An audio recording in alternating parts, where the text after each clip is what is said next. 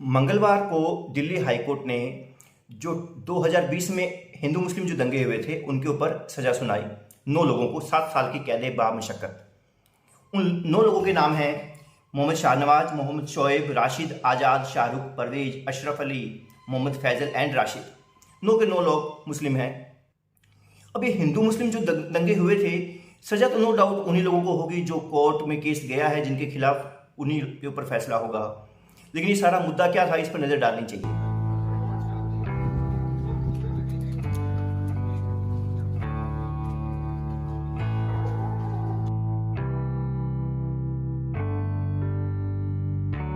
फरवरी 2020 के अंदर anti CA protest चल रहा था।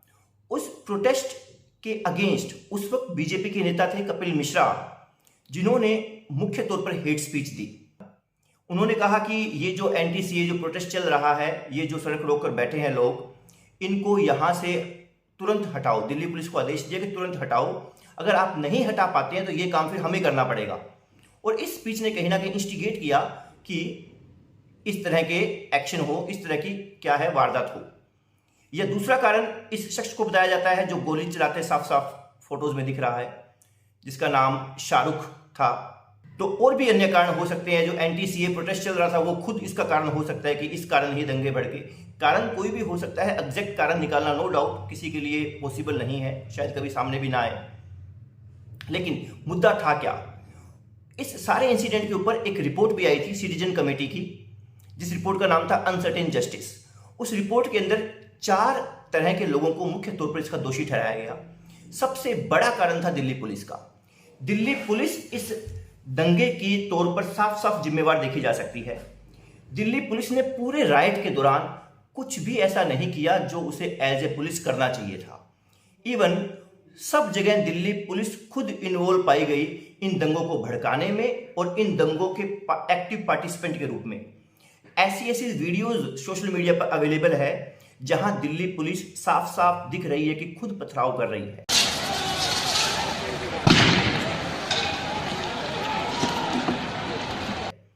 जहां दिल्ली पुलिस कैमरास को तोड़ती दिख रही है कि ताकि उनकी रिकॉर्डिंग ना हो। तो भाई ये कैमरा तोड़ रहे हैं, देखो ये देखो लगा हुआ कैमरा पूरा तोड़ रहे हैं। ये यहाँ पर कैमरा तोड़ रहे हैं जिससे इनकी जो है ना, ये जो उल्टी सीधी हरकत से कर सके, इसलिए ये सबूत को खत्म कर रहे हैं। ये कैमरा तोड़ रहे हैं, देखो ये कैमरे, 2 कैमरे लगे हुए हैं, कैमरा तोड़ रहे हैं। बे कैमरा क्यों तोड़ रहे हो, चोर हो। जहां लोग साफ कह रहे हैं कि दिल्ली पुलिस हमारे साथ है, हिंदुओं के साथ है। ये हमारे हिंदू भाई है, भाई लोग उनकी मदद के लिए ये देखो हमारे साथ पुलिस भी है। जय श्री राम,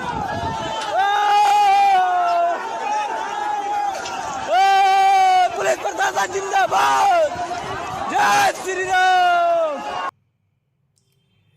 जहां हमने देखा कि फैजान नाम के पर्सन को दिल्ली पुलिस द्वारा ही पीट पीट कर मार दिया जाता है। यह सब दिल्ली पुलिस के हाथों से कुकर्म हुआ।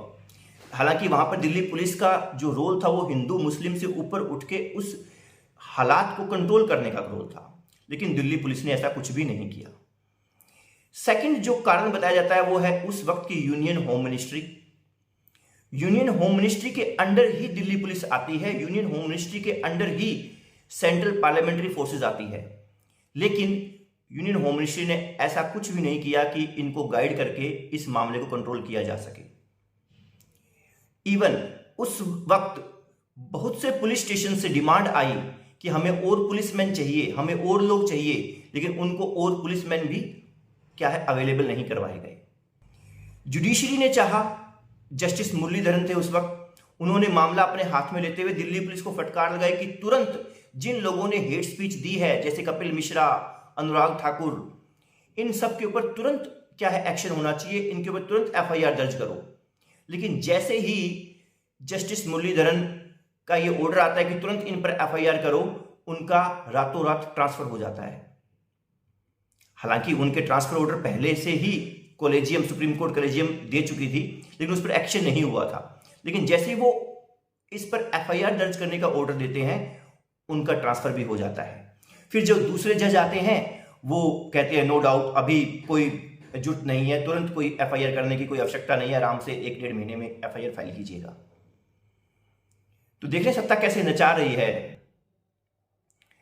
इवन उस वक्त बहुत से इंस्टीट्यूट्स ने बोला कि यहां पर साफ साफ दिख रहा है कि पुलिस अपने आप में कोई ऑर्गेनाइजेशन नहीं है, पुलिस सिर्फ पपेट्स है जो सत्ता में लोग बैठे हैं उनके हाथ की। तीसरा जो सबसे गंभीर रोल सामने आया वो रोल आया मीडिया का।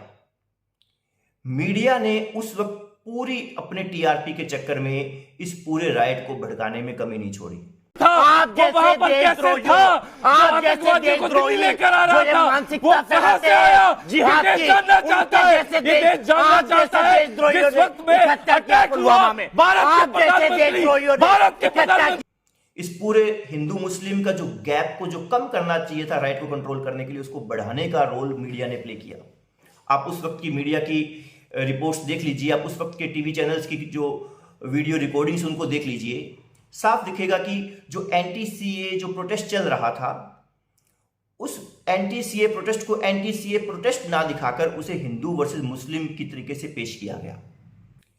56 लोग मारे गए थे, उसमें से मेजोरिटी मुस्लिम ही मारे गए थे, लेकिन मीडिया ने पेश ऐसे किया जिससे जो पॉलिटिकल उनका एजेंडा है, जो उनको जो नचाने वाले जो लोग हैं जिनके हाथ में मीडिया बिका हुआ है, उनका एजेंडा मीडिया पूरा कर सके। आप जब देखेंगे एक आम आदमी पार्टी का एक मुस्लिम विधायक था जिसका साफ साफ रोल था कि उस वक्त जो वहां के आईबी ऑफिसर थे शर्मा जी, उनको मारने में उस आप विधायक का साफ साफ रोल बताया जा रहा था। नो डाउट ये रिपोर्ट होना चाहिए, लेकिन मीडिया ने सिर्फ उसे ही रिपोर्ट किया।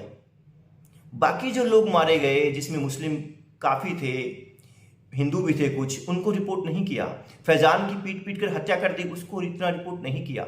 लेकिन सिर्फ क्योंकि वहाँ पे एक बीजेपी के अगेंस्ट एक पार्टी है और वो वहाँ कुछ एजेंडा मीडिया का क्या फुलफिल हो रहा है, तो उन्होंने उसको रिपोर्ट किया। तो मीडिया ने अपनी तरफ से कोई भी जो उनका जो अपना धर्म बनता है वो नहीं निभाया। चौथा, दिल्ली गवर्नमेंट, आम आदमी पार्टी गवर्नमेंट के ऊपर भी उस रिपोर्ट में सवाल उठाए गए कि अगर आम आदमी पार्टी की जो सरकार है वो चाहती तो उन दोनों ग्रुप्स के बीच में सुलह करवा सकती थी, बट ऐसा कोई इंटरमीडिएशन आम आदमी पार्टी के नेताओं ने नहीं किया। दूसरा, आम आदमी पार्टी के ऊपर यह भी आरोप है, सरकार के ऊपर यह भी आरोप है कि जो दंगा पीड़ित जो थे उनको जो मुआवजा देना था, जो कंपनसेशन, जो रिलीफ देनी थी, वो भी उन्होंने समय पर नहीं दी। तो इन 4 लोगों को मुख्य तौर पर क्या है, आरोपी ठहराया गया। लेकिन इंपॉर्टेंट क्या है, आप रिजल्ट देखिए। इंपॉर्टेंट ये है कि दंगा भड़काने की शुरुआत कुछ हुक्मरानों ने की, पॉलिटिशियंस ने की, जिनके कारण दंगे भड़के, लेकिन उनको किसी को भी सजा नहीं हुई। सजा किसको हुई, मारे कौन गए, आम जनता के लोग या कुछ पुलिस वाले जो गवर्नमेंट की ही सर्विस कर रहे थे। तो देखने वाली चीज ये है कि शिकार हमेशा पब्लिक होती है, आप जैसे हम जैसे लोग शिकार होते हैं। हम लोग आपस में लड़ भिड़ते हैं, जेल के सलाखों के पीछे चले जाते हैं, लेकिन इन लोगों के ऊपर कोई एक्शन नहीं होता।